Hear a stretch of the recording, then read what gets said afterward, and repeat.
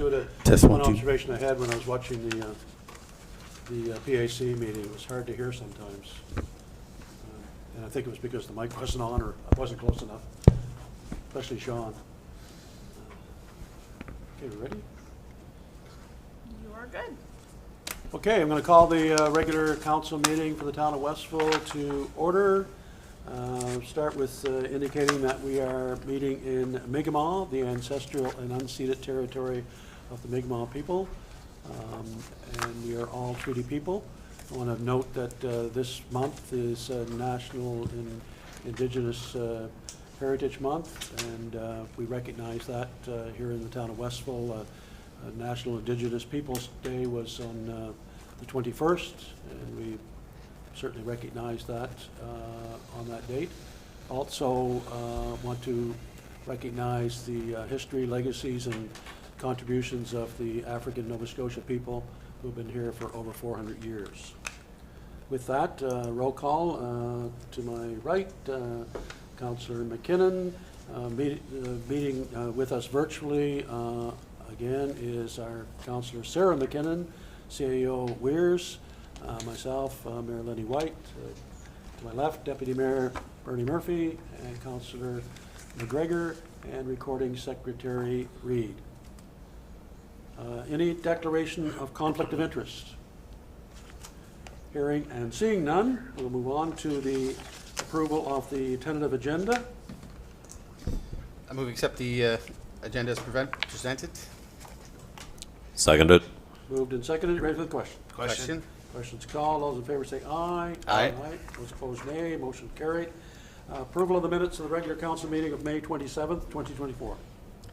I would move that the minutes of the regular council meeting of May the 27th, 24 be approved as circulated.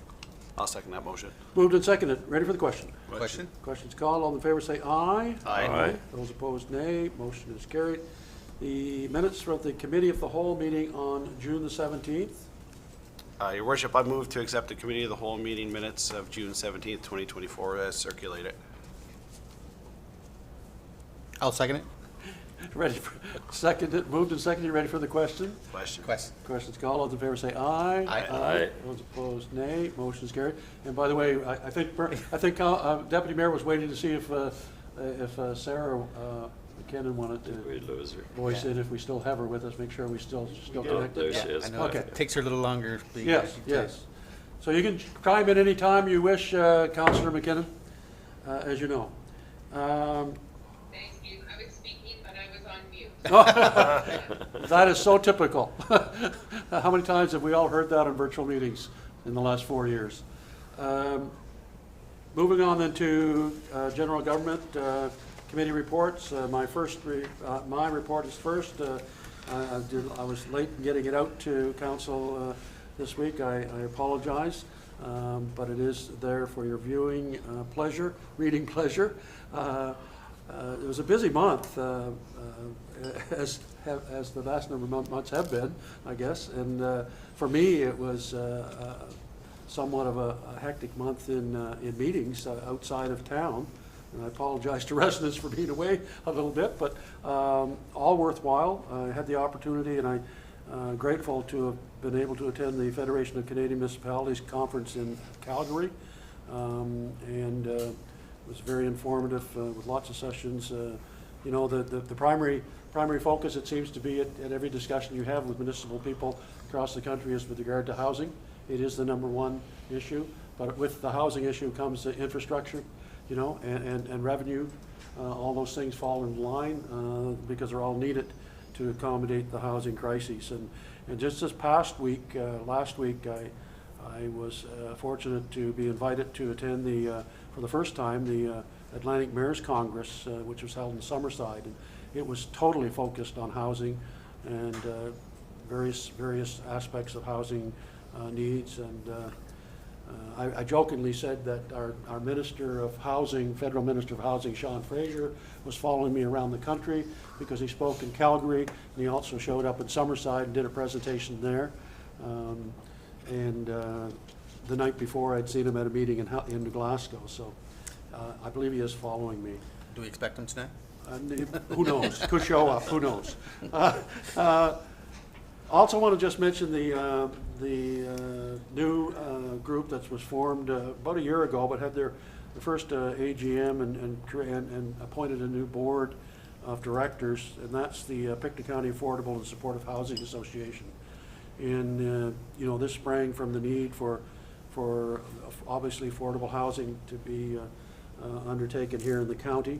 And I referenced in my report that Westville's on a record as to welcome the construction of housing by this group, and it was referenced in the annual report actually that they're looking seriously at locating some of this new affordable housing in Westville, because once again we have properties available that they are aware of.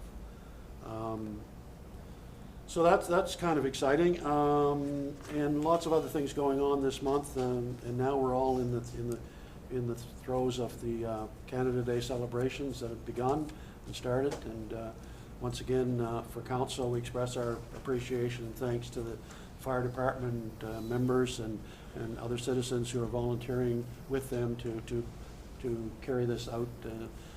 Started on Saturday. And it goes through until July 1st, and so it's a lot of work, a lot of time, a lot of man hours and women hours, and we appreciate that very much and encourage people to participate in as many events as possible. Okay, that was my long report. Sorry about that. Deputy Mayor Murphy. I won't be as long. Yeah, also a busy month. Along with the Committee of the Whole, Police Commission, PAC. Also attended the SAC, which is the last one for the year for Walter Duggan. Some of the major questions there were revolved around the lunch program that's being launched in September. Still don't have all the details on that, but hopefully we will before I think before too deep in the fall anyway, October maybe. Hopefully for the first day of school, but we'll see. Also attended Glen Haven. We're working on our strategic plan. That's going very well.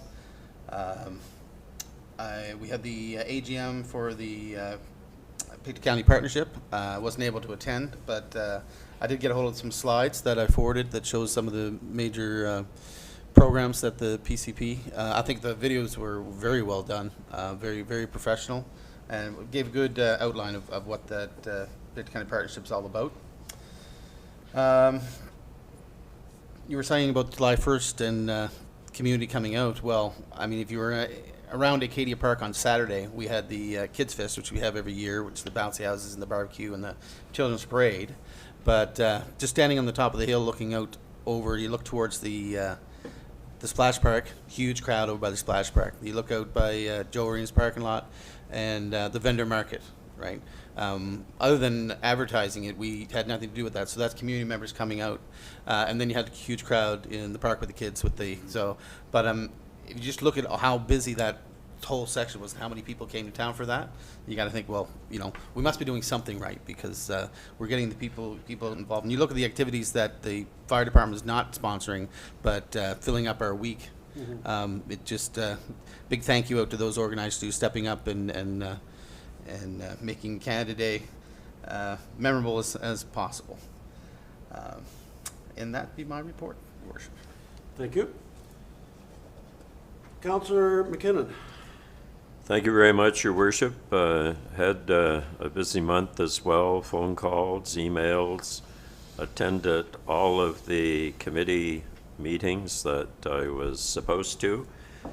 I think the most amount of time that I spent in the last month was on the community gardens out front, and very pleased that all of the 12 sections have been taken up, and that is great, and lots of positive comments on that. I think the most emotional meeting that I attended was the Police Commission, and the fact that it was the last meeting for our chief, Howie Dunbar, and we certainly are going to miss a person that has been around for 40 years in this town, around to the point that I've often heard him say over the years, "I own this town." And he says that with a great sense of pride. And I must say that at the last meeting that he attended, he gave all commissioners a very nice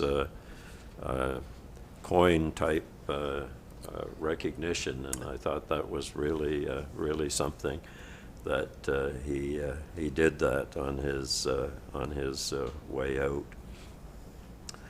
The busiest meeting that I attended was the fire departments, with the number of activities that they have on the go, spread out for over a week this year.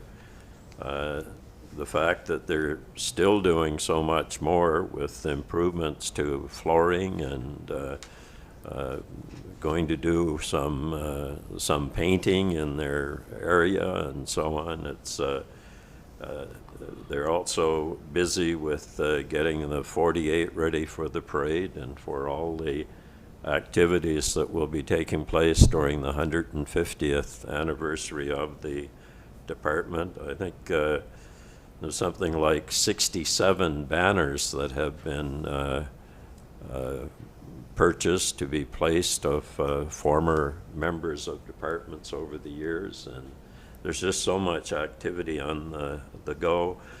And there's even going to be a coin produced. I was going to say minted, but produced, and they're going to be available to the public for $10 each, and just a lot on the go. And I also think that this should be a short council meeting because we have to get home and get our popcorn made and other things for the very important event taking place in this country. Hopefully the Stanley Cup will come back after 30 years, and I just want to end my little commentary by saying, "Go Oilers, go." I think somewhere on the books, there's still a policy or bylaw, I think it's a policy, that says that council cannot go beyond 9 o'clock, so we should be okay. Yeah, there's a Blue Jay game coming on at 8, though. Oh, That's yeah. important, too. That'll be over in the That'll be second over meeting. at 8:15. Councillor McGregor. Well, as a true Leafs fan, I hope tonight is a tie and they both lose. Groan.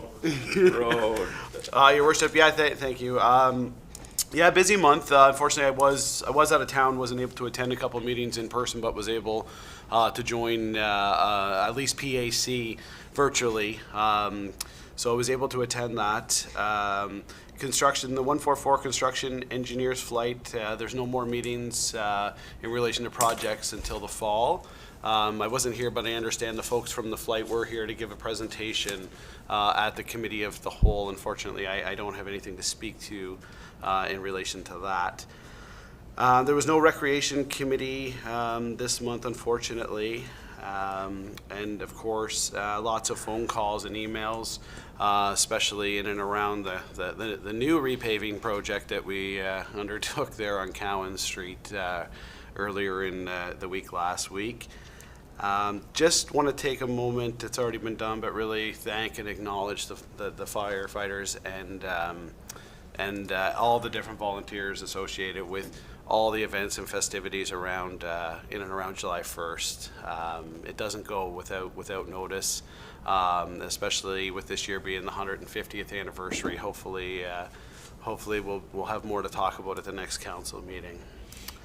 That said, if I may, Your Worship, I just want to take a brief second to answer a question that I've been getting ever since you took the liberty to announce that you were going to be reoffering in the fall.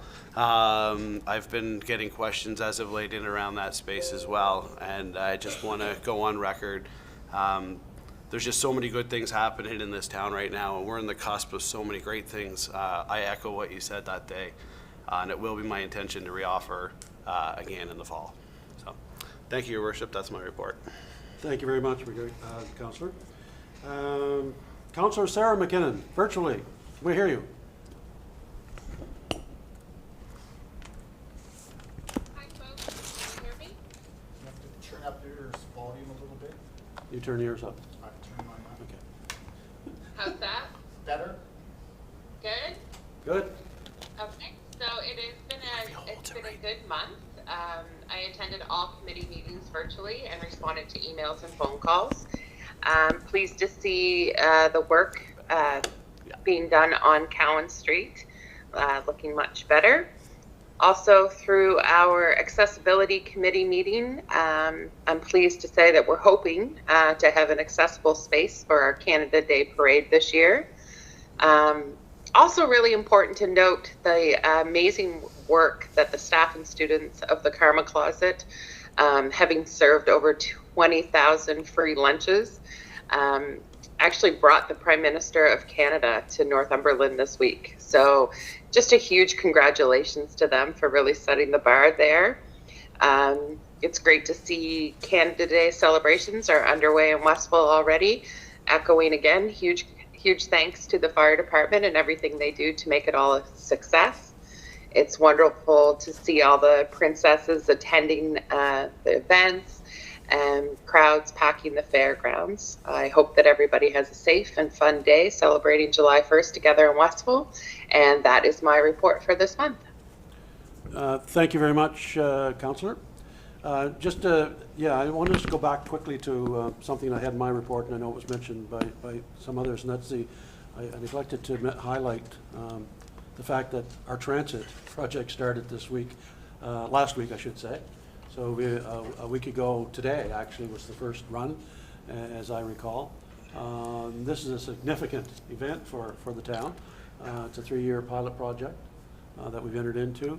We have, as people know, hopefully know, 3 stops in town and 4 runs, 4 different runs during the day, every day. And my information that I've received, somewhat anecdotally, not any factual counting or anything, is that there's been an uptake in the service right from the day one, which is very good to see that people were actually using it right from the get-go. And I'm confident that will increase as time goes by. People become more familiar with the times and the usage. It's $5 for the entire day, which is a tremendous bargain. And we hope that people will avail themselves of that service.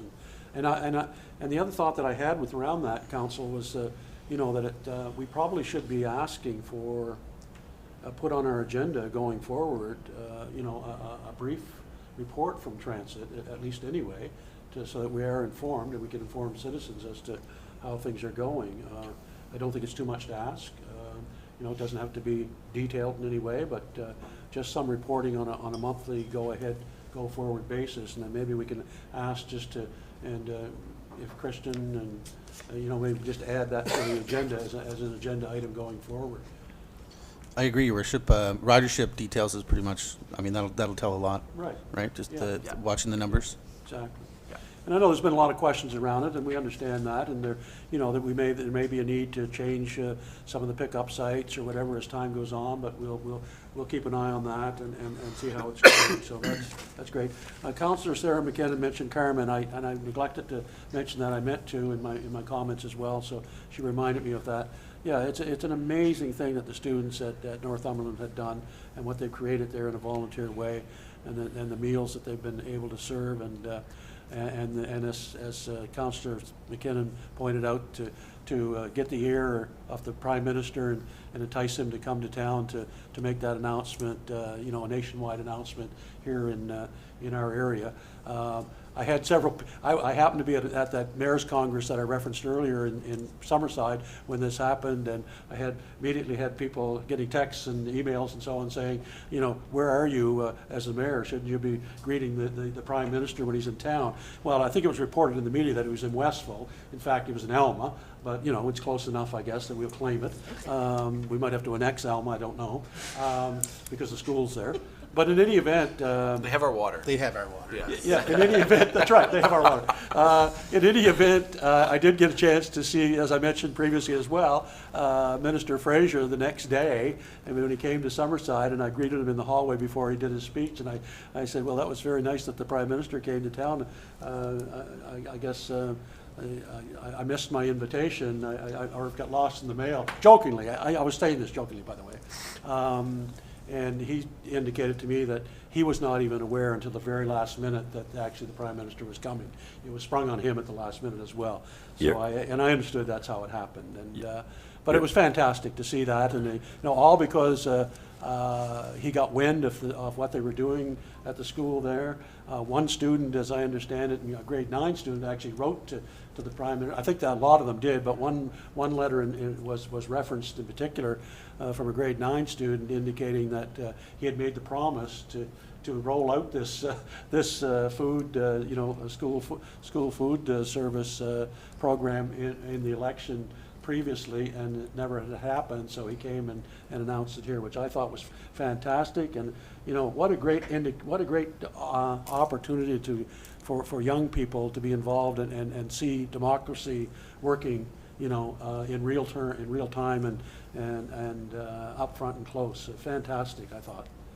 Your Worship, if I could jump in, Councillor Sarah and Mary Kay and I did attend, and it was an amazing announcement.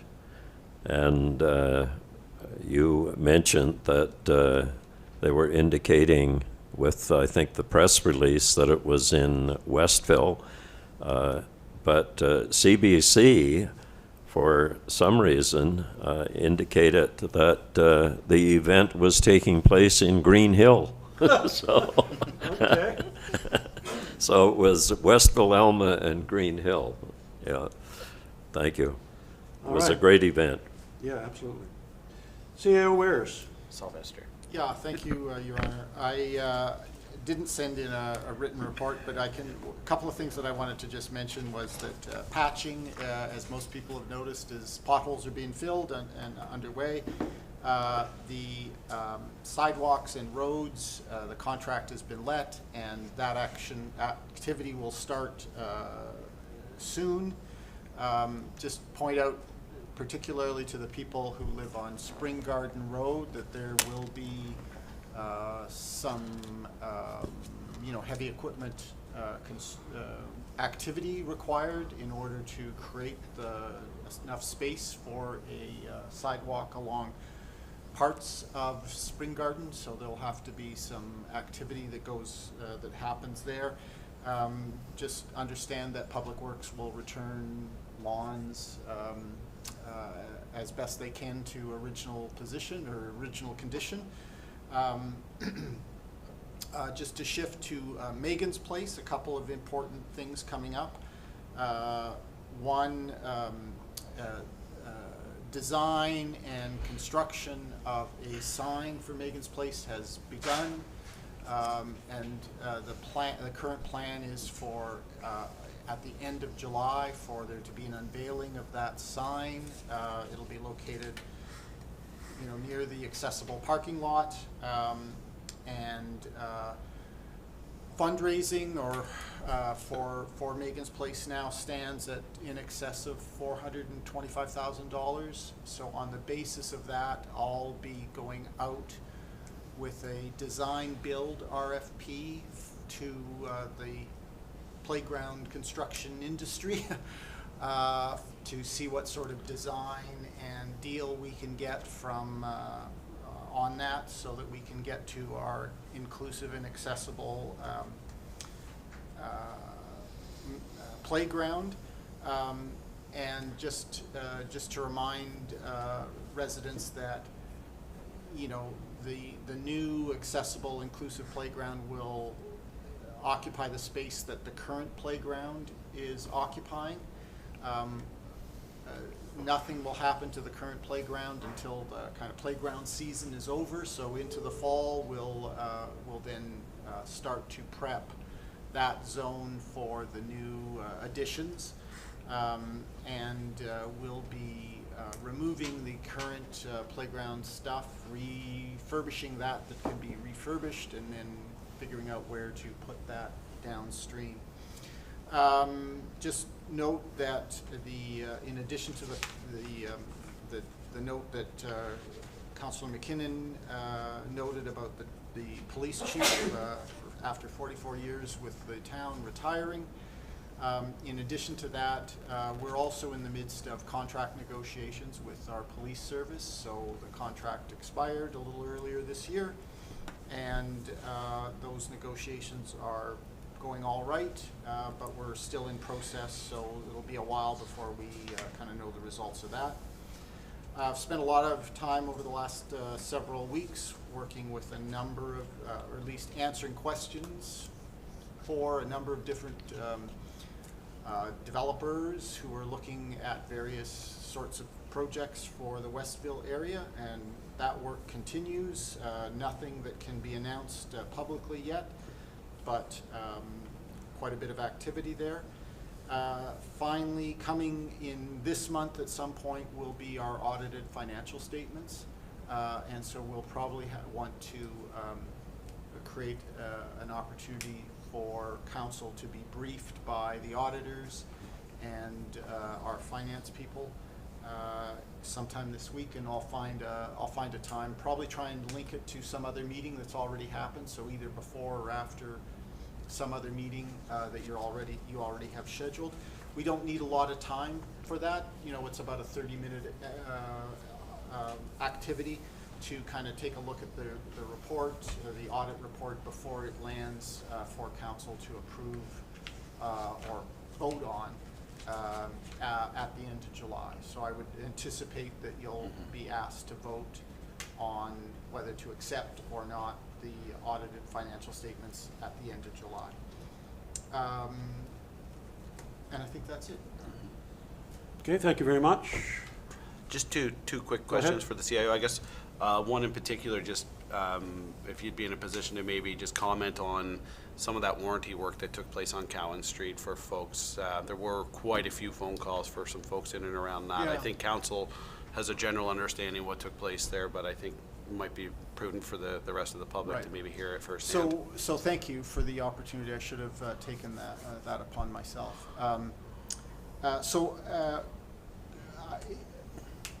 It's incorrect to describe it as warranty work.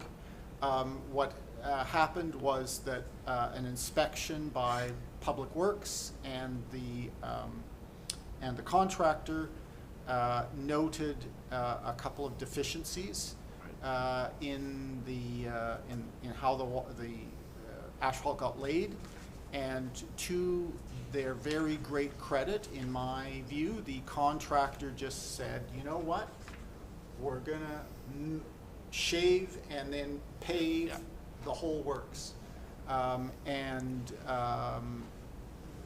So they had to put another lift on much of the road anyway, so the final coat, the final inch or 3 centimeters of asphalt anyway to finalize the job. But what they realized was there were potential for some voids to develop, and out of the voids come potholes. And the contractor, as I said, to their very great credit, just said, you know what, let's do a better job. So our warranty still is intact. Right. We haven't accessed the warranty work or the warranty letter of credit we have. And so this was just the contractor doing the right thing and understanding that that should be done in order to give Westville residents the best possible, Right. longest lasting roadway, because that was a big investment for this town, badly needed, and very nicely executed. And so we're just waiting for the final bits and pieces now, which is really, I think, some lines and some signs to go up, and then we'll be off to the races, I think. Thank you, Mr. CO. Weirs. I think we all had a basic understanding, but there might have been some confusion on the citizens' part. But it's nice to hear those comments about SW Weeks.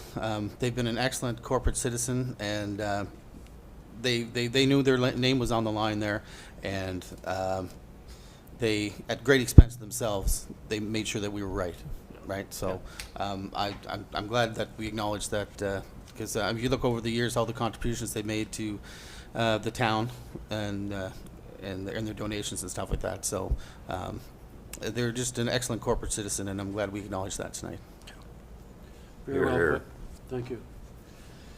Anything else of Mr. Weirs before we move on? Okay. No, he hit both my points. But I was, yep. Moving on then to Protective Services report, which includes the Chief of Police report, the Fire Department, and Dog Control reports. Your Worship, I would move the Protective Services report be accepted, and in doing so, I would like to point out that the Fire Department had its chicken barbecue, and 680 servings went out, and the way it was organized this year, it was, I think, absolutely flawless, how fast you could actually get the chickens, the way they had the structure, how you drove in, bang, bang, bang, two different approaches. One, if you ordered online, on the other, if you had actual tickets, and it was just an amazing service. And the fact that you can get a half a chicken at today's price for food, or prices for food, for $15, I think that bodes well for what the fire department is doing. And the fact that they made over $4,000 after everything was paid for, I think that's commendable too. And I so move with that ramble. I'll second that motion. Moved and seconded. You ready for the question? Question? Questions called. Those in favor say aye. Aye. Aye. Those opposed, nay. Motion is carried. And it's been already pointed out that I guess that's Chief Dunbar's final report to Commission and Council. And we'll have a time to acknowledge Chief Dunbar's service to the town and beyond prior to his actual leaving. So we look forward to doing that in the near future. Okay, moving on then to Recreation, Culture, and Leisure Services. Coordinator report. Your Worship, I would, oh, you go ahead, Sarah. Councilor McKinnon. I move to accept the Recreation, Culture, and Leisure Services, the RCLS Coordinator report as attached. I'll second that. Moved and seconded. Are you ready for the question? Question? Questions being called. Those in favor signify by saying aye. Aye. Those opposed, nay. Motion carried. Just want to point out the in the report, she mentions, our coordinator mentions the ice cream social, Council and Mayor's Ice Cream Social coming up on Sunday, the 30th of June. And it's a little different this year. It's, we've had it for a number of years, and the difference is going to be it's in the afternoon because it's on a Sunday. So it's going to start at 2 o'clock at Acadia Park, and there's going to be entertainment that afternoon, and some other activities going on. I think face painting and that such a thing. So I hopefully everyone please say a little prayer to the weatherman for good weather. The forecast right now is not looking the best for Sunday, Monday. We'll hope that'll change. But anyway, that's something to look forward to, and we encourage people to come out and participate in that. The other thing that I wanted to point out under the, I don't know, I was looking quickly and I read it before, but I don't know that, and I didn't mention it as well, but the orchard that we have out here, the orchard that's very visible out in front of the town hall here was planted this month as well, and our coordinator did omen service in coordinating that and arranging for that to actually happen, along with our CAO who, organized or arranged for the funding that enabled us to actually get those trees planted out there.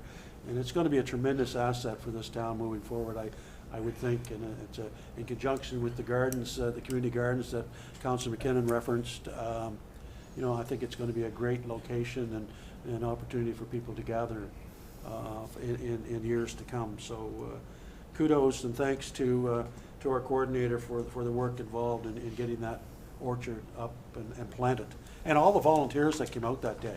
I mean, it was a hot day, as I recall, and the numbers, I think, were, well, I'm not think, they were overwhelming. It was more than what we anticipated, and it was fantastic because it was done in very short time because of the numbers that came out. So thank you very much to everyone that did that.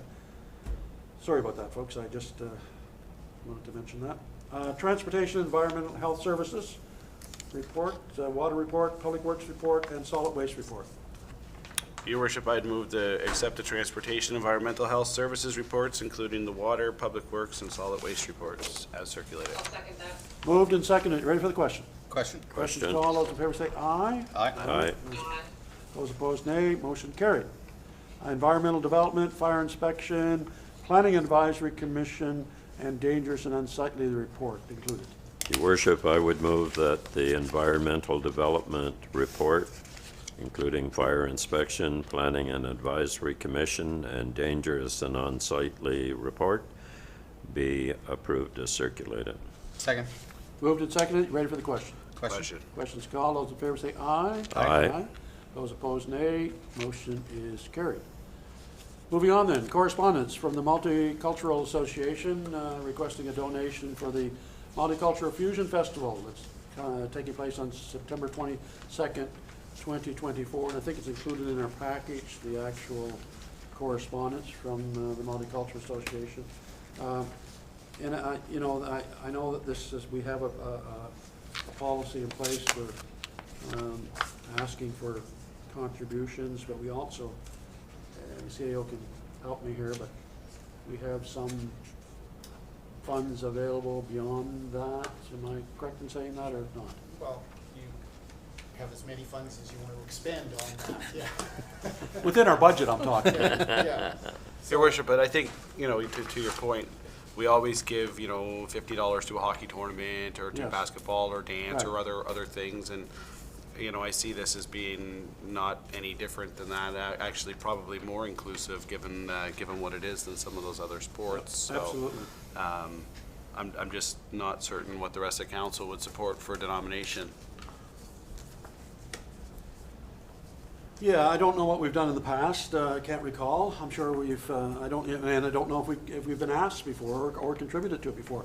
I've attended a couple of these festivals, and they're amazing, and it gives you a good flavor of the multicultural aspect that we now have represented in Pictou County, which is fantastic. And is changing the face of our county, I believe, to the good, obviously. And so, it's a worthwhile organization that does a lot of work in welcoming and helping new people adjust to Pictou County in many ways. We are very fortunate to have the Multicultural Association Pictou County in our midst. They do great work. Your worship, we will be meeting at some point to look at all of the donations that we make to various organizations.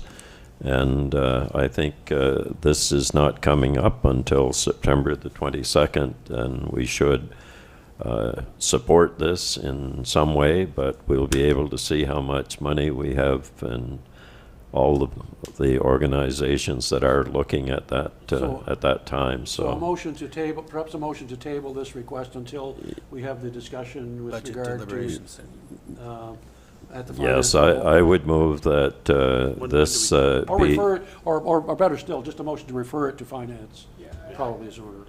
Your Honor, I don't even think you need to do it. Let me just say that we'll just put it in the pile. All right. And so that's, Councilor McKinnon is precisely correct that that's coming up. You've got a list, and the list will just be one longer than it was yesterday. Simple? Yeah. We're Yeah, agreed? I think it warrants some positive support. Yeah. Okay, duly Thank noted, you. we'll do that.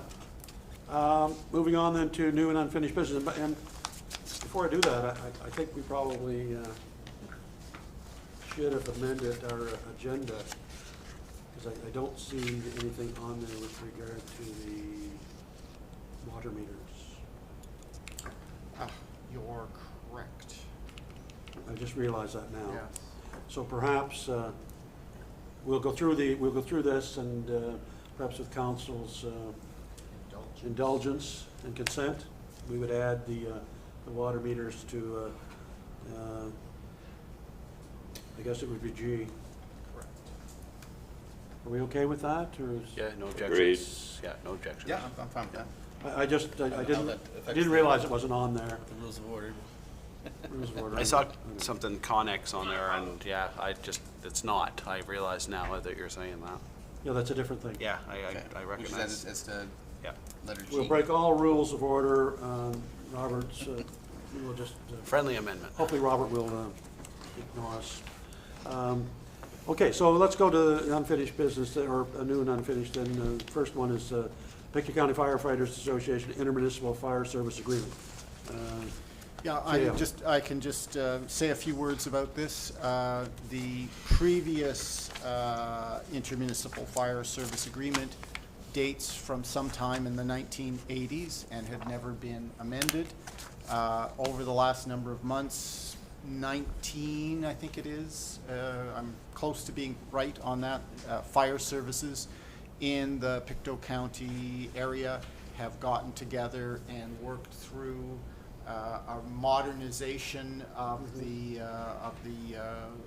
fire service agreement, and they're then asking that each municipality that has a fire department review and then sign off on this revised, modernized fire service agreement.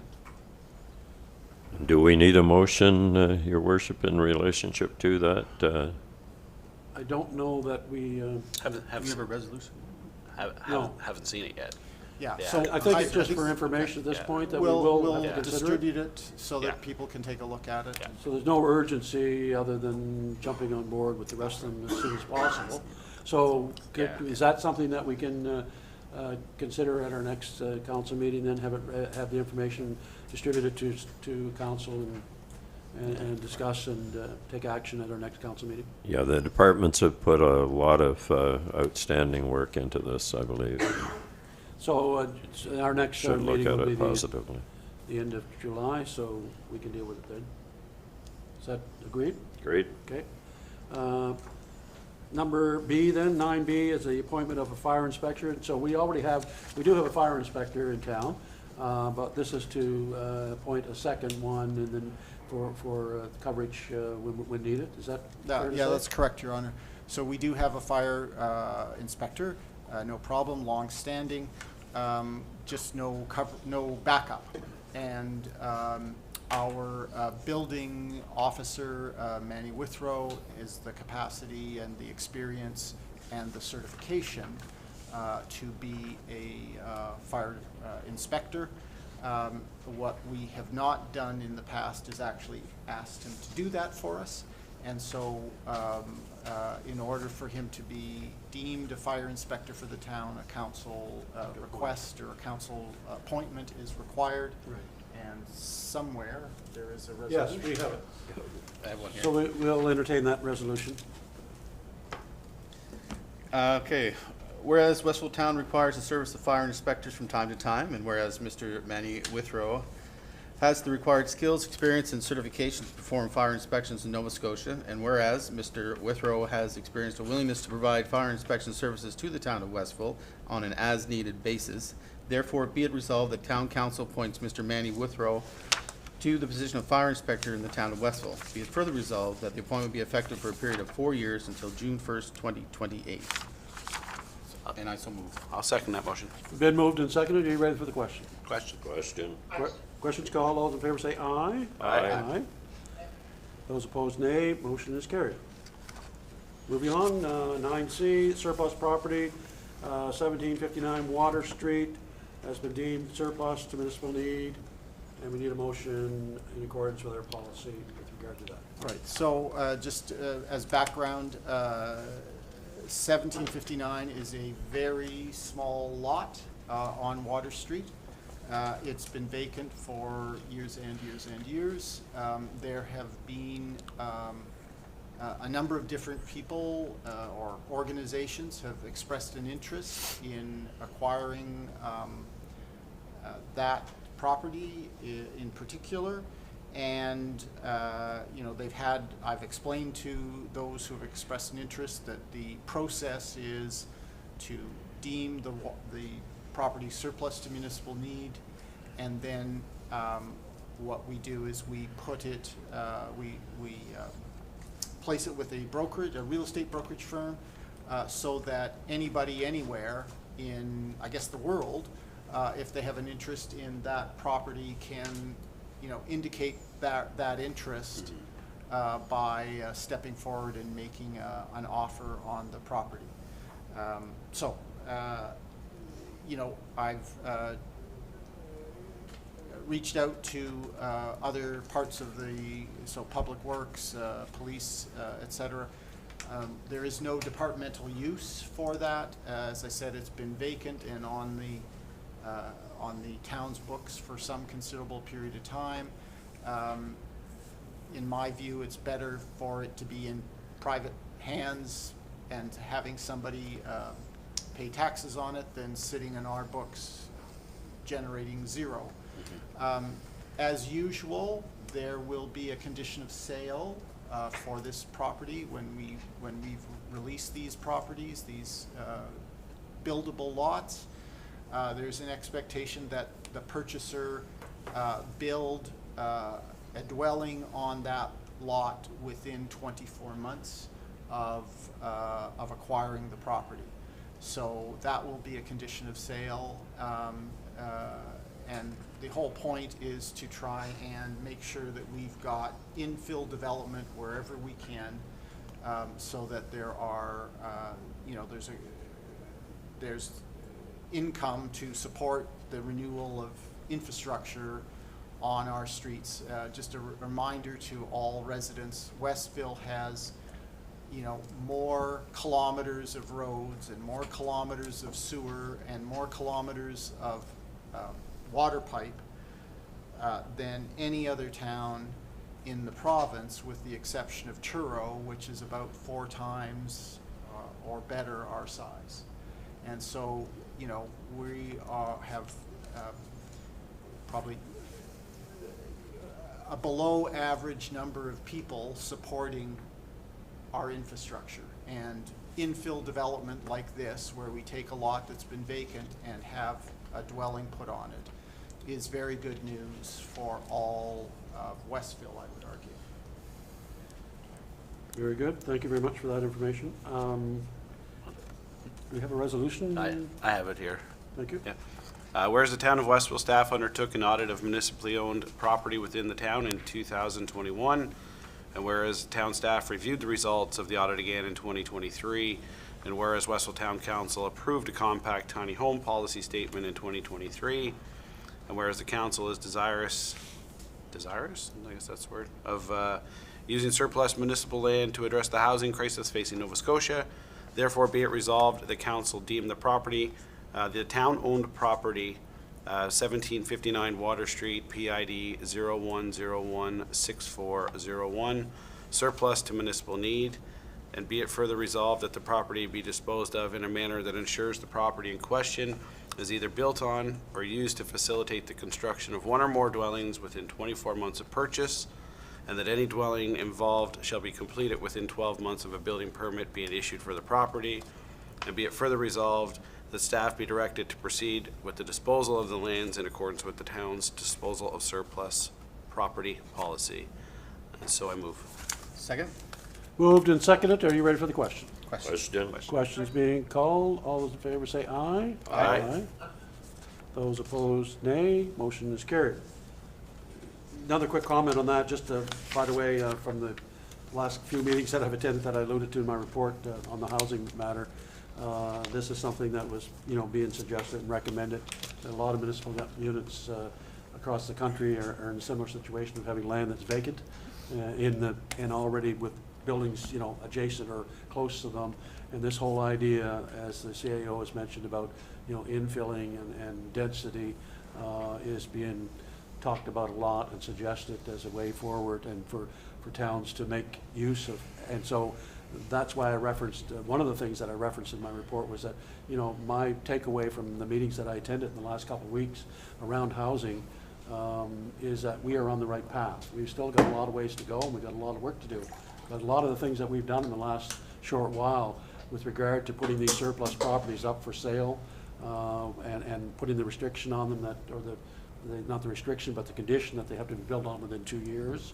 The fact that we rezoned a large part of the town from R1 to R2 to allow for different developments and so on. Our tiny home policy. I can go down the list of things that we've done, and I tell you, I was quite proud and pleased to realize the work that we've done in the last couple of years in hearing, you know, from experts. These are things that you need to do to make housing happen in your town or your municipal unit. We've done those things. We've laid the groundwork, and now hopefully we know we're very close on several projects.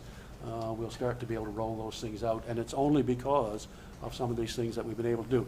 And in addition to that, the things that we were able to do and that we did before enabled us to make ourselves available to the Housing Accelerator Fund from the federal government that we received, you know, this year. We would not have received that if we couldn't tick the boxes that we were able to tick in the application, as the CAO Weirs knows more than anyone.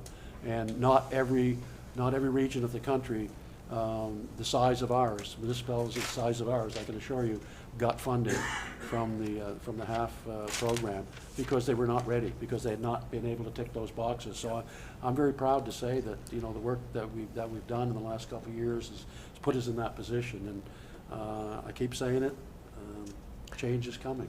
Your worship, one of the items mentioned in a lot of the applications that are out there today is the availability of public transit. And now we are able to tick that box as well.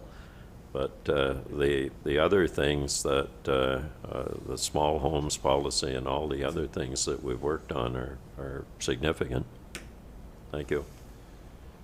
Okay, so now we're moving on to 9D, the appointment of committee members to the Accessibility Committee, and this is one that we got to be excited about. The fact that we do have volunteers coming forward to serve on the Accessibility Committee.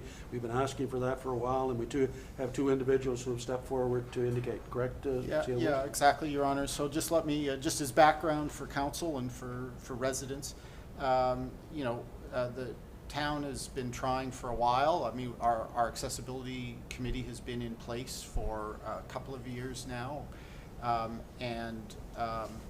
while it's been functioning, it has been under-resourced in terms of members. So we haven't had a sufficient number of members. So a number of months ago, we did undertake a advertising campaign. So we went on to radio, local radio, and identified the fact that we're looking for people to step forward, as well as put it obviously on our website and Facebook and all that sort of stuff. And we were lucky, I think, to have a couple of people, residents, step forward, both with pretty extensive lived experience providing assistance to persons with disabilities. And so they come from a place of deep knowledge of what it's like to help persons with disabilities navigate day-to-day life. And so these two women, Yvonne Crawford and Mary Lou Fulton, really bring a pretty important level of kind of lived experience to the committee, and would strongly recommend that council appoint these two people as members of the Accessibility Committee. And if I might, just since I have the mic for 2/10 of a second, we also are facing a vacancy on our Planning Advisory Committee, and I have received a couple of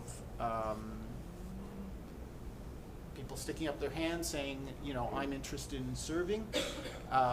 We'll be bringing those forward to the next RPAC meeting for review, and then PAC will make a recommendation to council about appointment. So there is at least one vacancy, and I guess, the committee, PAC, can consider whether they want additional people on the committee. So there's nothing against making it larger if that's what you think is appropriate. And there may be time between now and July the 17th, I think it'll be, when the next PAC meeting happens, 16th or 17th, I've forgotten exactly the date, but something like that. For others, should there be anybody out there who wants to step forward and serve on the Planning Advisory Committee, to raise their hand and say, pick me, pick me. We'd welcome more expressions of interest, though the expressions of interest I've received to date are qualified and interesting individuals. So I think, if all we get is what we've got, we're good. If we get more, even better. Very good. So I look for a motion with regard to the appointment of the members to the Accessibility Committee. Your Worship. I move to appoint the members to the Accessibility Committee. Have a seconder? I'll second it.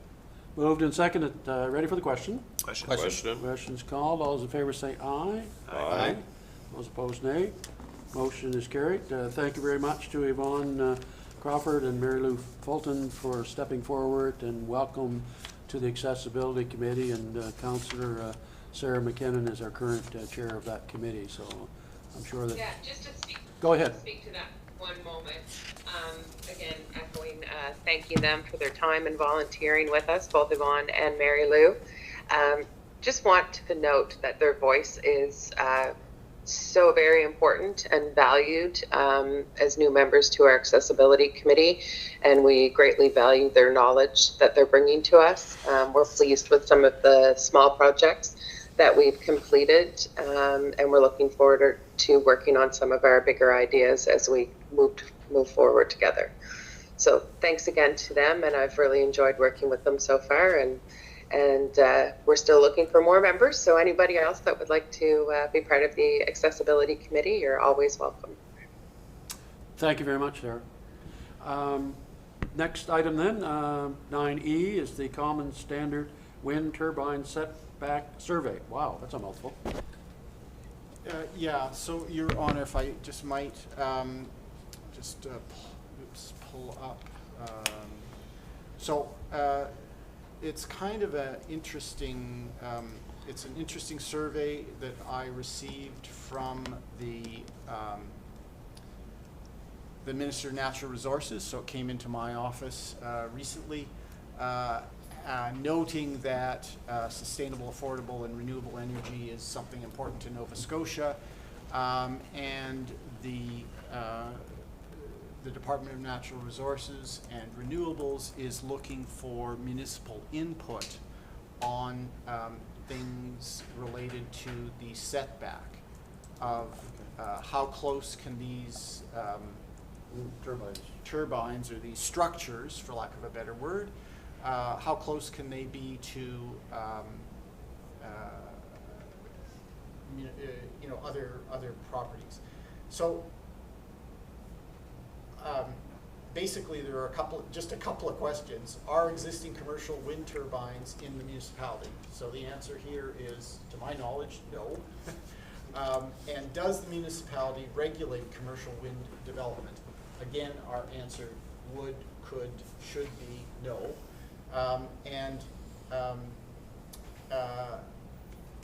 And that's it. So it's a That's a survey? very short survey, which That's the shortest survey I've ever seen. I would agree with all find these CEOs' interesting. answers. But I think we just agree wanted to with the make answers. sure that we What- brought, that I brought it forward to you. I mean, they're referencing our community, Westville, Correct. in the survey, when Yes. they ask if they So exist. are Yeah. they're asking, what municipality are you and do you do these things? Right. And we are Westville, and no, we don't.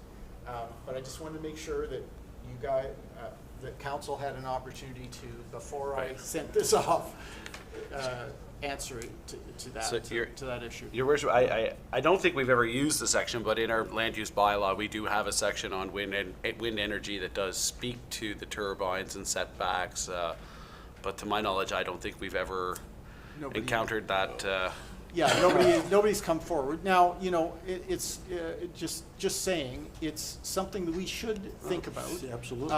You know, unlike any other municipality in Pictou County, Westville has within its purview, now it's not owned by the town, but there are, if you just look off to your left here, there are over 500 acres of land that, should somebody want to put wind turbines on it, presumably they could ask to do so. And you know, I will note that not so long ago, you know, probably 12 or 18 months ago, we did have somebody who stepped forward and said, you know, gee, would it be possible to develop wind turbines on that property?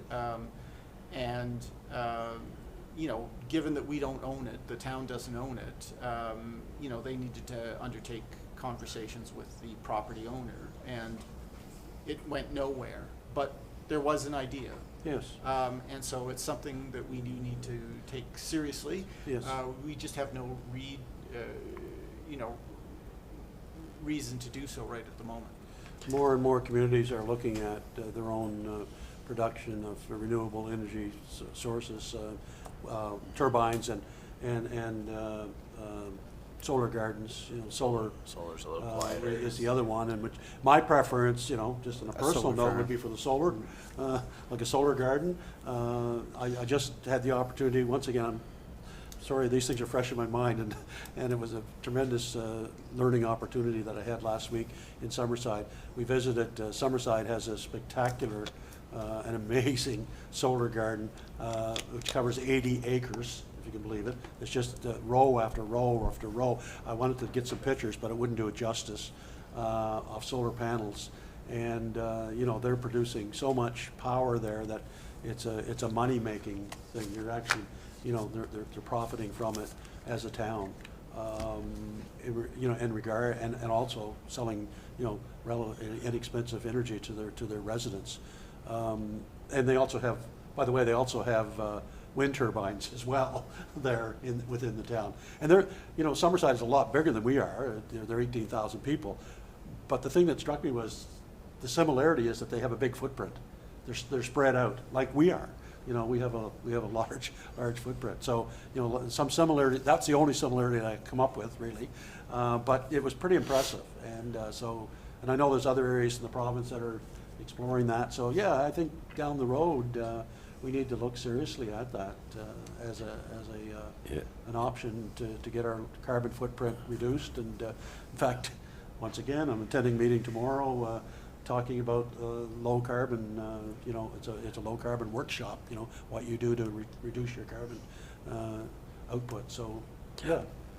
Your Worship, a lot of the wind turbines that we have in the province, and particularly in the county, they're on the tops of mountains or good-sized hills and so on. So those are the ideal places for turbines, but I'm sure there's wind everywhere.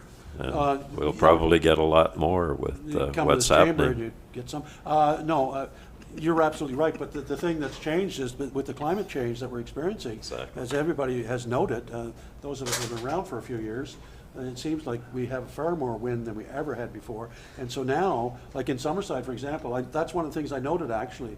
In Summerside, the turbines are not on a major hill or a mountain. They don't have many major hills in PEI, as you know. And they're basically on a level, you know, plain sort of thing, but yet those turbines were going good the day we were there. Yeah. Sometimes we even have a lot of wind here, too. I did say that quietly. I heard it. Councilor McGregor.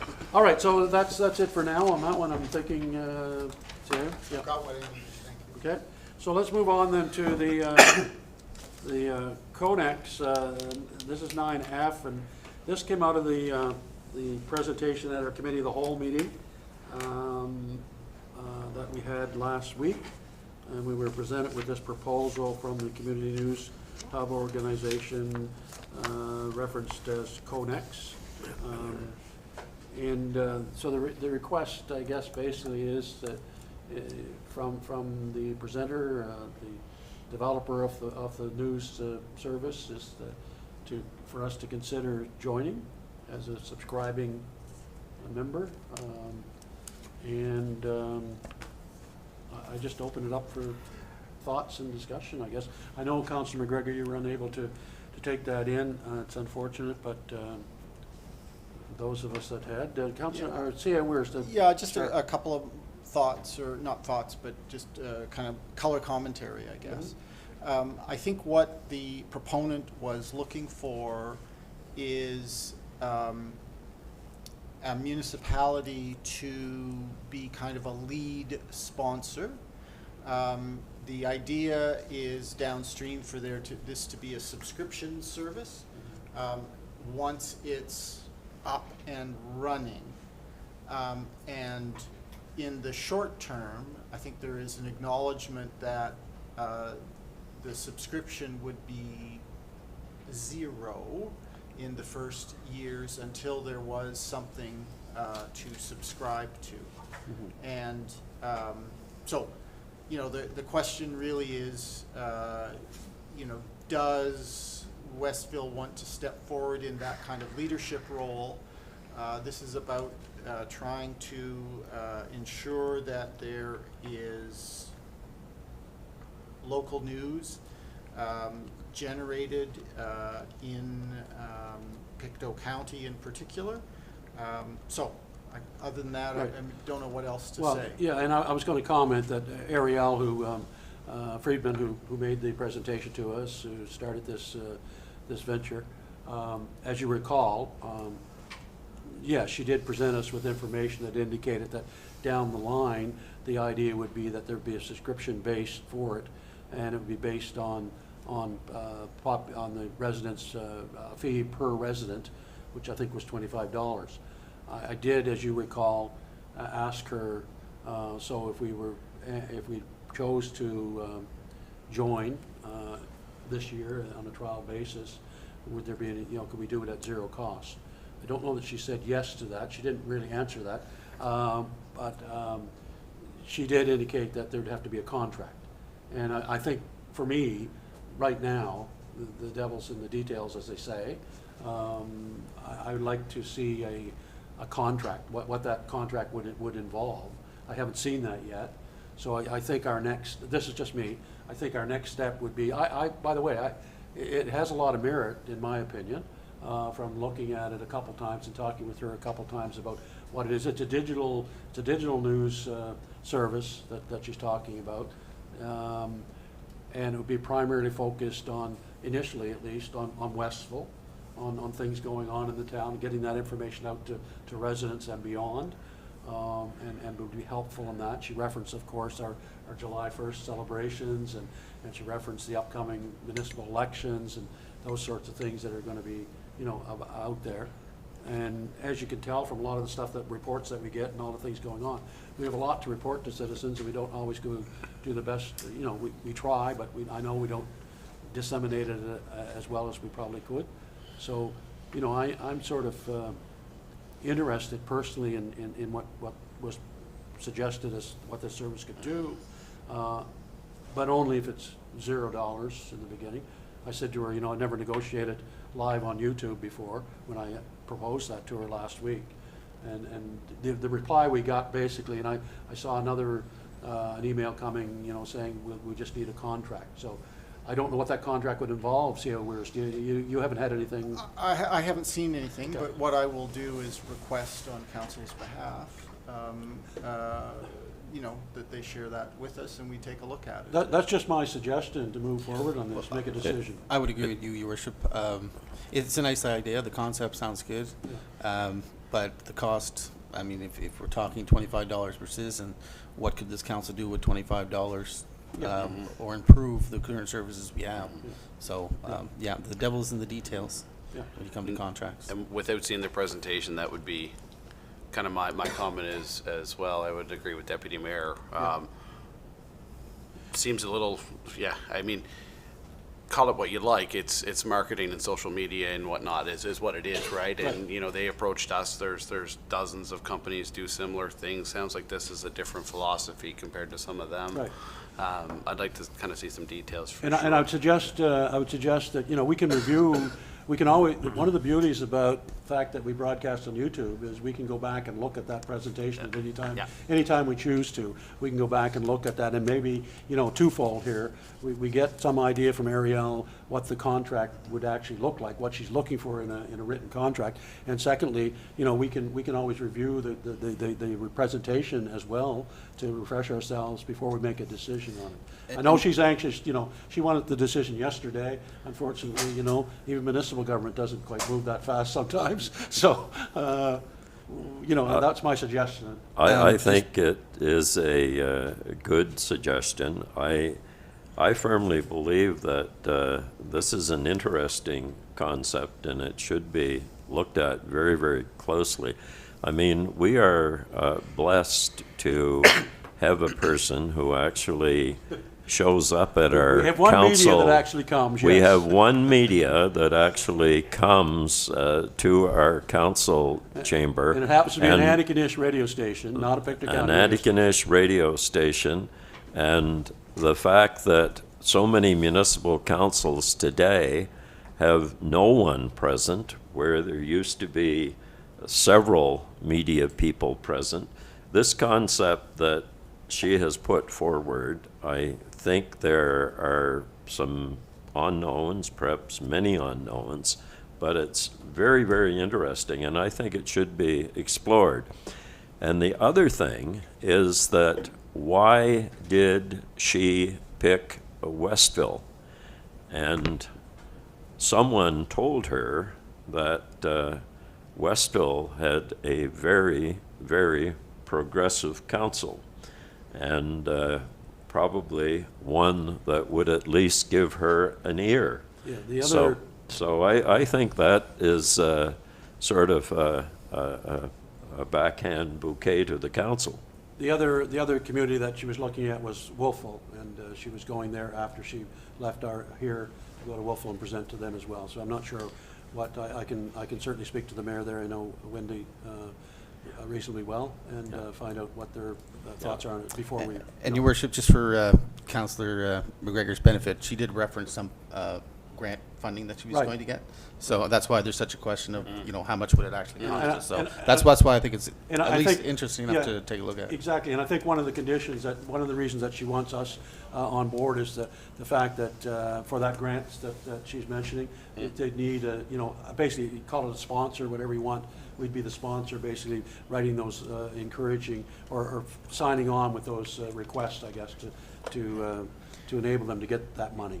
And it's a considerable amount of money that Yeah. is available in a Yeah. grant, like it's tens of thousands Yeah. of dollars. And that would dictate what maybe the. 80,000 As or I understand it, something that like would dictate what the per resident subscription cost would be moving forward. Because that, you know, there'd be a budget, and based on the grants that are received through us being a sponsor, that would diminish, that would lower the amount of that. Just if I might, just the other thing that I think is worth thinking about in the context of what Councillor McKinnon was saying is, to your point a little earlier in the meeting, Mr. Chair, is the fact that there is a lot of stuff happening in Westville from a kind of you know, the potential from a development perspective for stuff to happen in Westville over the next number of months or years is high, and having a channel that is removed from the municipality that could, you know, raise the issues related to those developments is probably a good thing from a kind of transparency perspective, right? Right. So there could be, you know, questions posed, those sorts of things through a kind of a channel like that might not otherwise be posed. So I think if council has agreed, my suggestion was that we ask for, you know, what the specifics of that contract will look like, get that so we can review that, as well as, if we need to review the presentation once again, and then move forward to look at it at a future meeting. Does that sound reasonable? Councillor Sarah McKinnon. Yes, I basically agree with what everybody else is saying as well. I found the presentation interesting. It definitely piqued my interest if it could be beneficial for our community. But I had some questions throughout. Cost, manpower for the people that would be coming into these positions. And yeah, after the presentation, I still had questions. So I totally agree with just getting a contract. We have it in paper and then discussing it further at another time to see if it's something we're willing to sign on to. Okay. So if we're all agreed with that, we'll just ask CAO Weirs to proceed in that. And Yeah. make that agreed. So we're good? Agreed. Okay. Great. Okay.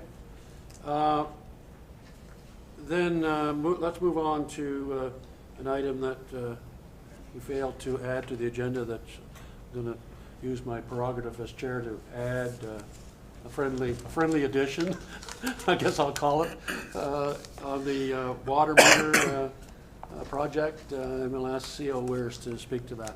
Yeah, so, Council, as you know, the vast majority of the water meters in this town are past their natural life. So water meters tend to last about 20 years. There are few, if any, or few of ours that are younger than 25 years and many approaching 30 years. And it is common kind of industry knowledge that at 20 years, water meters start having an error of about 10%. And as you get up to 30 years of age as opposed to 20 years of age, then the error rate there climbs to 30%.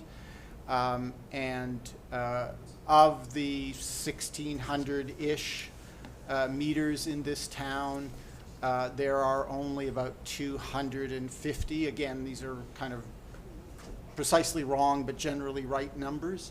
So I'll be within 10 or 15% of being right. 250 that are younger than 10 years old. So the challenge there is that we are purchasing way more water than we are selling. So we don't have a record of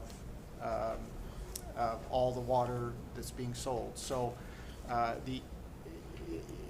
it is a systemic problem, and we need to deal with it because if we continue to not bill for water, our water utility will run into financial challenges, and then we'll be really hooped. So what this proposes, we did release an RFP to the street some months ago. We had a couple of firms respond. Those firms have proposed quite similar approaches using different but similar technologies all water meters but using slightly different technologies. And in both cases, we will get high quality meters put in so that every old water meter in town would be replaced with a new water meter.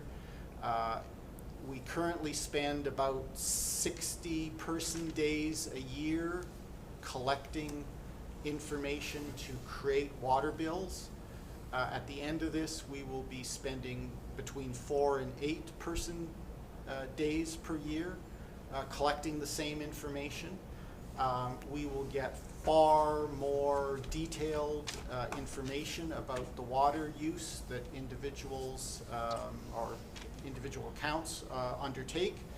And so we'll be able to, on a 15-minute by 15-minute basis, be able to answer questions that residents may come forward with about their water bills. And so it'll be far easier for staff in the administration office to deal and answer questions that residents will have about their water bills.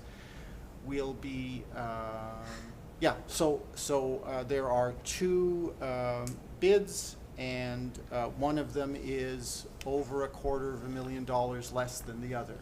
And so my recommendation to council has been to go with the lower bid price with the same quality of meter and just at a better price point for this town. This is, this activity will have to be financed through the water utility, and saving $250,000 is, or over $250,000 is a very big deal. Your Worship, just for the benefit of our citizens. So these meters will be, both tenders were, or both applicants to the tender, they had similar warranties. Warranties are almost identical. Okay. They anticipate the same, there's a 10-year warranty at the front end, and then it's a diminishing warranty in the second 10 years. And they both came back with positive references? Yeah, checked references, both came back with positive references. The project plans for the installation of these were very similar. The process has to be done the same way. The town was pretty rigorous about the documentation that we will require from whoever the successful bidder is, and both firms affirmed that they were able and willing to provide the kind of documentation about, pictures before, pictures after, the installation, those sorts of things. So they were very close all the way through. One of the big differences was that one firm had a more sophisticated, what I would call customer care approach. So a somewhat larger firm with a long track record, and so they had their own call center and those sorts of things. But their price was significantly above the other competitor. And do we see any problems for you being to be compatible with our current software? Not problems. There will have to be, regardless of which we pick, there will have to be some IT work done. Massage. With one of the bidders, we currently use their technology. With the other bidder, which is actually the lower price bidder, we would have to we'd have to switch to their technology. I've consulted with our IT person, and he has consulted with both our billing software people and the proponent with the lower bid, and he has assured me that making the transition is doable, and relative to the savings, pretty not costless, but a reasonable price. So, there'll be a small IT investment that we have to make to drive a $250,000 reduction in overall price. Thank you. It should also be noted before we move on to the possible resolution that when was it? Was it 2017 or 2018 that the URB? 2021, I believe. 2021, sorry. Yeah, it was this 2021, when we had the URB hearing with the rate increase and so on, that one of the conditions also was that we replace these meters, the existing meters, over a period of time, as I recall. Yes. Which we are lagged behind on, I believe. Yeah, so I mean, I think the reality, as any resident of Westville knows, our public works guys, it's a small and mighty team, but there is only 6 of them, and they can only do what they can do. And we just have not been able to liberate the blocks of time in their days to be able to, in a kind of coordinated and methodical way, go about replacing water meters. So, you know, it's one of those things where, you know, if you're in the middle of putting in somebody's water meter, you can't drop it to go and fix a sewer leak or a water leak somewhere else, or those sorts of things. And so, you know, our commitment to the UARB, as I understand it, was about 50 units a year that we were kind of committed to undertake, and we are getting nowhere near that. We're kind of in the 10 or 20. If on a very good year, we're in the 20 zone. So, you know, and I don't fear the UARB coming around and kind of sending us to municipal jail. URB police. Yeah. The URB police aren't going to come around. However, you know, next time we go back for a rate rate change, somebody is going to say, "Oh, and Westville, how did you do replacing your meters?" And if we don't do something, we will have to kind of stand in front of them and say, "Oops, not so well." And just to be clear, just to be clear, this proponent that we're talking about, the lowest bidder here, will be doing the installation. So our public works crew will not be doing that. Correct. That's what I went out and asked for. I went out and asked for a turnkey proposal, so that we would be able to achieve the UARB requirement of replacing our meters, that we would get the meters replaced in an expeditious and very professional way. And so what both proponents would do is they would, you know, for lack of a more delicate phrase, carve up the town into sections, and they would go at one section after another. So they might take the northwest section and spend 2 or 3 weeks going through every house or every account holder in that area, and going in and organizing a date and a time for the replacement of the meter, and then moving to the next house or business in that area. And that they'll do it in a very organized way, methodical way, so that they know they get 100% of 100% capture. And we don't leave stranded, you know, 30-year-old water meters somewhere. Everybody gets a new water meter. The town gets lots of savings in terms of the labor input to read the meters. The residents get far more detailed and quick answers to their questions about, you know, gee, my bill seems high. Can you help me understand why? We'll now be able to, with this new data, we'll be able to, as I said, watch on or provide the resident with notice of how much water was being consumed in 15-minute segments throughout the day, 24 hours a day, 7 days a week, 365 days a year. And so we'll be able to help them understand. And so, you know, maybe there is a leak in your toilet, because we see consumption every 15 minutes, even in the middle of night. We see consumption. That means there's a leak somewhere.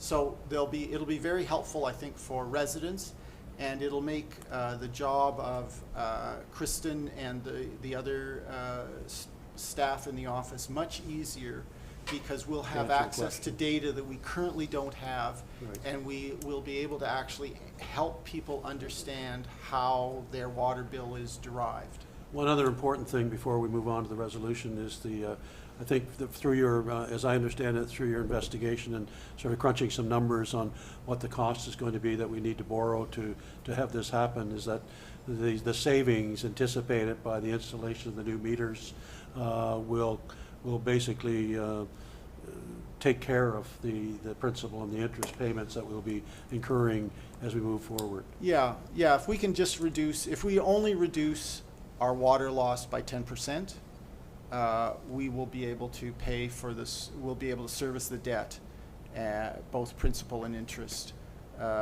over a period of time. If we are able to reduce water loss by more than that, then the time frame within which the debt needs to be will shorten the duration within which the debt is retired. Thank you. I And believe, then- go ahead. And I was just going to add one more quick point, I guess. This council already debated and approved this project in principle like about a year ago, I believe it was. It's just taken us about a year, give or take, to kind of get to this point. So all of the very important points you just made were most certainly like discussed and gone over, and it was agreed upon unanimously that that's the direction that we're moving towards with this water meter replacement. So just wanted to just to put it out there that this isn't the first time that we've discussed this topic in this chambers. Good point. Thank you. Councillor McKinnon, I believe you have a resolution? Your Worship, I'm very pleased to present this very important resolution regarding the replacement of the majority of water meters in Westville. Whereas the town of Westville requires the services of a firm to provide appropriate meters and undertake the replacement of the majority of the water meters in the town, and whereas the town of Westville released an RFP for the required meters and installation work in March of 2024, and whereas Westville received and reviewed all submitted tenders and has determined that the firm Sansum Equipment Limited provides appropriate meters, expertise, experience, and the lowest price of $724,724.06 with regard to the replacement of water meters. Therefore, be it resolved that the Town Council awards the contract for replacing water meters in Westville to Sansum Equipment Limited, and I so move. The seconder? I'll second that. Sarah? Second and third. Just to point out that the dollar amount that's referenced there, I believe, say, includes HST. That's the total cost, including HST. And we will get a portion of the HST back, obviously. So just that point. Ready for the question? Question. Question's being called. All those in favor say aye. Aye. Those opposed, nay. Motion is carried. That brings us to number 10, public engagement, delegations. If we have anyone from the public present that wishes to comment, present, say who you are and your address. Linda White, 2130 Duggan Avenue.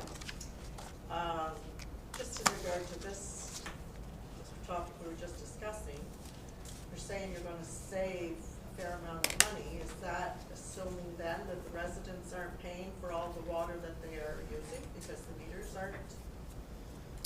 Yeah, that would be the short answer to your Yes. question. Yes. Is that what happens is as meters age, they misread. And they can misread in one of two directions. I always see the people who think they've been paid too much. And if people present at our counter and say, I think my water bill's too high, when that happens, what we do is we test the meter. And if we find the meter has been is in error against the resident, we replace the meter and adjust the account. I know I've only been here 2 years, but I've never had anybody come in and say, "Can I pay more, please?" Oh, no. So- I don't think I'm paying enough. So, No, Yeah. I just want a But that is, clarification. the That's- short that's the version gist is behind that it. Yeah, okay. And it's highly yeah. probable that folks have been underbilled for quite some time. So, are these new meters going to be able to distinguish between where automatically pay a sewer tax on water that we buy, assuming that it's going out, But if I fill my swimming pool, it's not going back out. It's sitting there, so, like, there's certain things that you do that the water's not going back out through sewer. Interesting. Good question. Yeah, yeah, and so, water meters are all about water and not sewage. And so, we don't measure, we don't have sewage meters. So the way that, the way your sewer charge is calculated is based on input. Water Yeah. coming in. Yeah. We assume it's going out. Unless maybe you could prove that you used so much water or something like that. I suppose if somebody had their own meter. Metered. Could demonstrate that, I put 2,000 liters into my swimming pool, then I'd love to be able to have that conversation. Because a lot of people buy their water from somebody like the car wash or whatever. Correct. Come with truckfuls. Yeah. And fill their.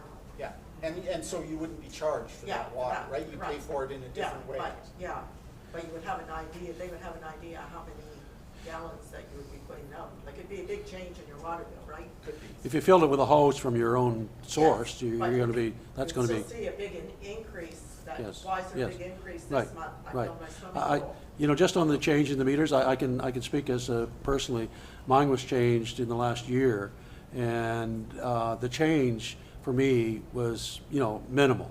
As far as, yes, it's I'm paying a little bit more than I was previously, so it's recording accurately, I'm guessing, but it's minimal. It's not it's not a huge jump. Let me put it that way. And I would guess that everyone would be the new ones would be the same, for everyone else as well.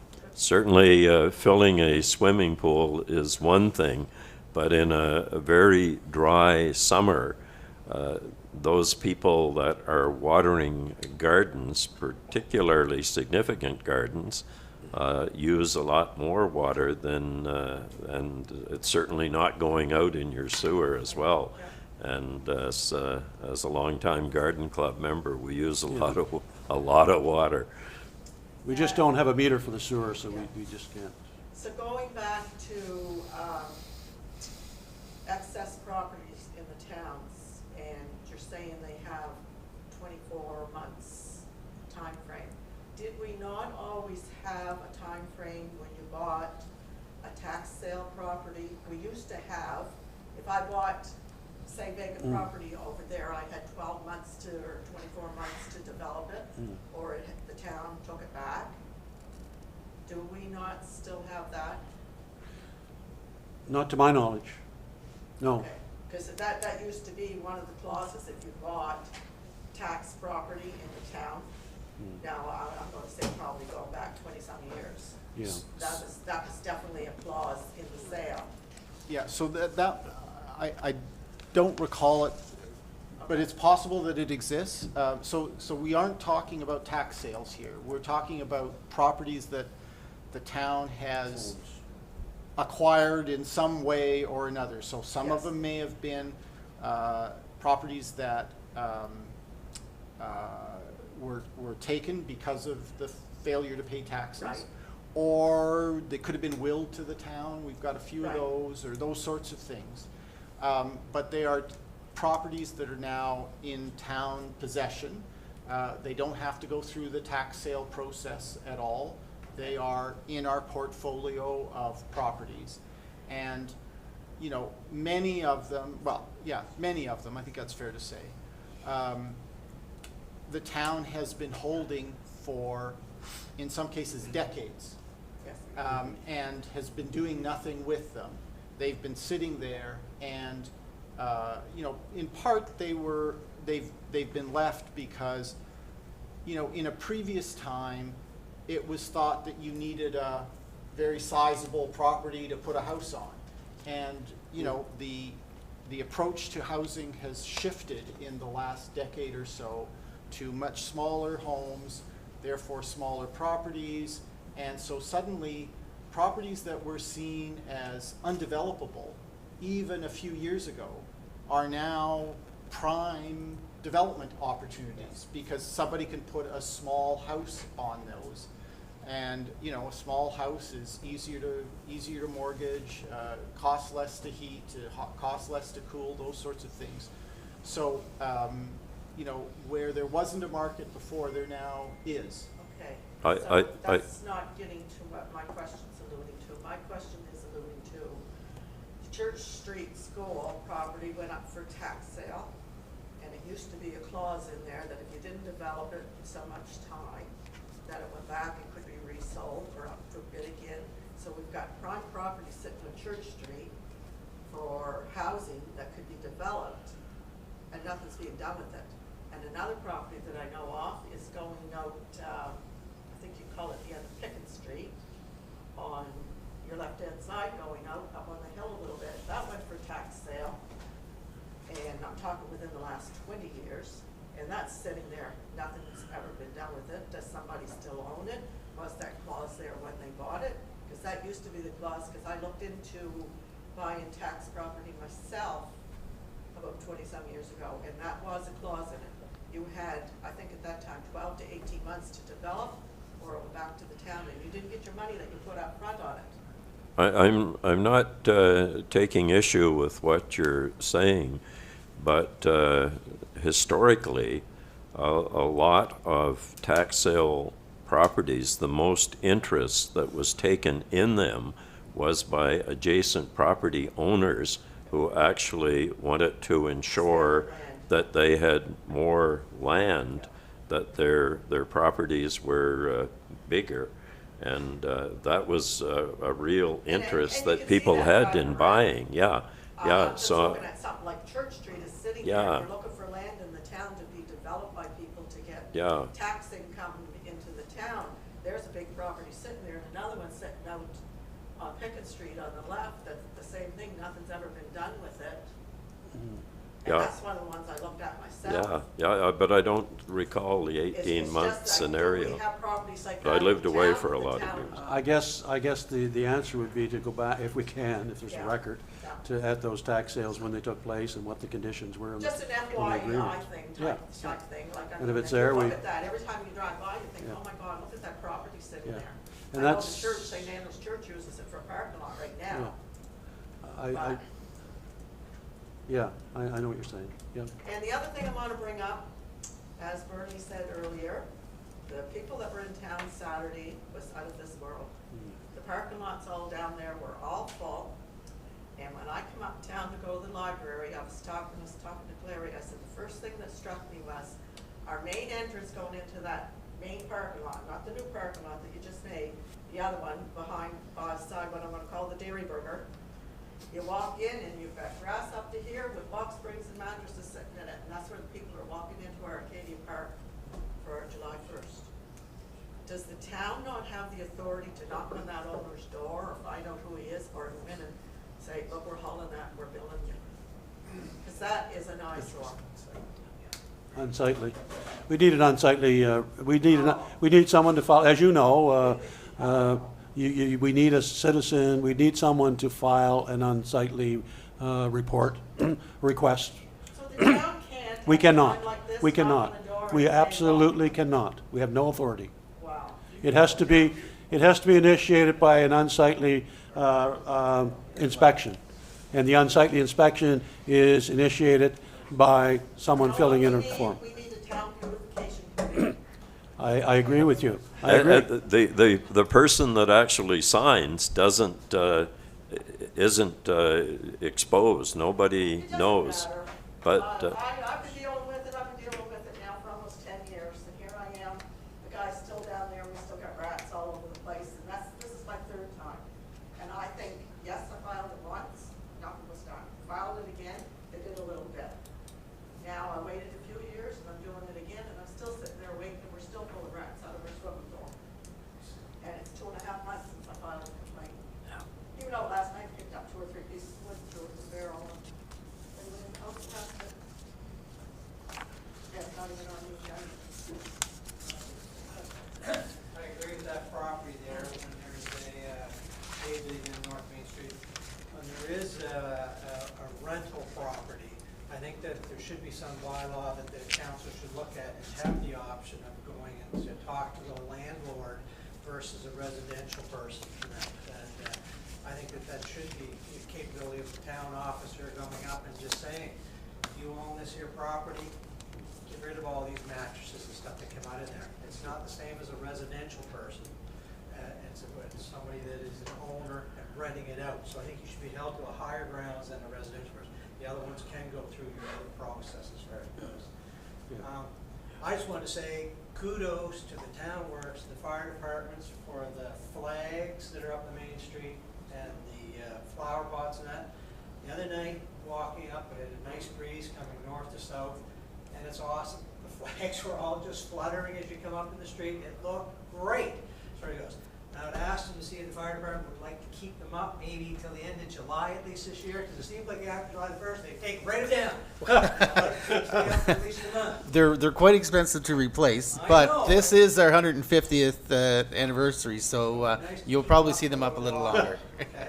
And back to another thing I've always thought was, I still haven't seen any garbage cans out on the main street. Oh, yes. You know, we got July the 1st coming up, I usually do put some out there so that the crowds are in town and things. Be nice to leave a few out. Yeah, I agree.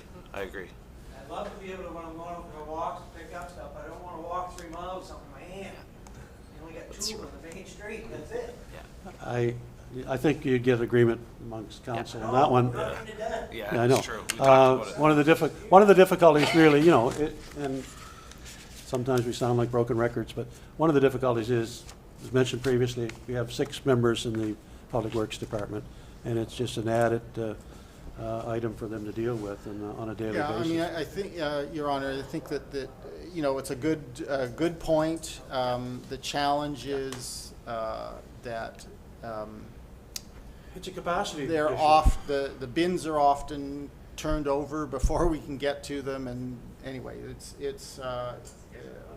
I'll chat with Public Works, but it's a real challenge given the amount of effort it is to kind of control those things. So they disappear, they get turned over, they get et cetera, and so I think in the past, what they've found, their lived experience, is that it's better to have fewer than more, because it actually generates less work and less mess if there's fewer. So, but we'll look at it again. I mean, I take your point. No, I mean, it's a good point, and I think we all agree that we'd love to see that be available, but it's a yeah, it's a matter of capacity. It's a matter of the ability to be able to do it and manage it and look after them properly, unfortunately. I was in Public Works last week, and it was interesting that garbage cans were being painted in the red and white for July 1st, and to see them all fixed up. But I certainly get the point. They're out there for July 1st, but they should be. Yeah, I agree. Perhaps I'm glad it's going to be explored, because there are 2 sides to that coin. Yeah, You know- 2 points to on the garbage cans is they have to be secured so people can't steal them, and more importantly, you've got to be able to control how much you're allowed to put in at a time. I've seen people when they have the open tops just come and dump their garbage, big bags of garbage in it, right, so, from home, right? So, and that's not the purpose for it. Like Susan said, that it's for your handheld garbage that you know keep you from littering, Litter as right, opposed to garbage. or cleaning up on your way on a walk. But if you don't have those kind of tops on it. Just want to acknowledge at this meeting, since it's public and a lot of people are at home looking at it, is the new crest on our rink by Colin Cook. Right. Yeah, that's fantastic to see that back on the side of the rink. And in memory of the curlers who put so much into recreation in the town. Right. Yeah, that, Yeah. kudos to him for getting that done for July 1st too, so. Yeah. Yeah. Yeah, thank you very much for bringing that up. That's absolutely true, yeah. And, you know, the fact that they're undertaking to open the gallery at the former Orange Hall is, you know, is going to be a great addition to the town of Westville. It's certainly going to bring people in from far and wide, because it's exciting to see. And hopefully they're able to get that finished and up and running as soon as possible. Going back to 2161 Church Street, just a note to say what a pleasure it is to drive down Counter Street now. It's like like you moved somewhere. Yeah. And on another note, we mentioned to the listening audience on the senior night Wednesday, you mentioned the ice cream social. Right, But you got the senior coming up on Wednesday night? correct, yeah. That's it? I have a Definitely. list of stuff I was going to mention at the end there. Thank you. Very good. Yeah, I think before we leave, we were going to certainly mention some of the things, and I was going to call on the deputy mayor, who's, involved with the fire department to, and maybe now's a good time, just some of the events that are coming up in the next short time, and so this week, actually. Yeah, so cruise night was supposed to be tonight, the car show, but weather has pushed it off till tomorrow night. Senior night's Wednesday night. Rumble in the Rink, which is amateur boxing match, is on Saturday. Ice cream social on Sunday, and on July 1st, the Grand Street Parade will be at 11.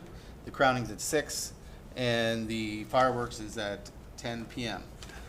There are other activities going on in town, and I urge everyone to check the Westville Canada Facebook page for the exact times. I know some of this, a lot of slots are already filled up and tables sold, which is great, but there still might be stuff available. Thank you very much. Yeah, lots of things going on in the next week for sure. Do we need it in camera this evening? I don't know that I don't think we do, so we don't need that. So next meetings, as Robert referenced a couple of them, the Police Commission will be meeting on July the 16th, Planning Advisory on July the 17th, Accessibility Committee on July the 18th, Committee of the Whole on July 22nd, and our next regular council meeting will be on July 29th. And just to reiterate, Canada Day, everyone get out and enjoy the festivities and attend as many of the functions as you can. The next one coming up, I guess the car show's to move to tomorrow, Yes. right? Hopefully, weather permitting. Mm-hmm. And the senior social, which is always well attended, is at the gymnasium on Wednesday evening, 6:30. And if I could just add, the Neighborhood Watch Committee is taking the summer off. Their first meeting will be the first Thursday in September, which will be posted online ahead of Excellent. time. Seeing no other business before us, I declare the meeting adjourned, and as the Councilor McKinnon said, go Oilers, go. Go, Oilers, Release, go. You gotta zip that off? See you, everyone. Thanks, Sarah.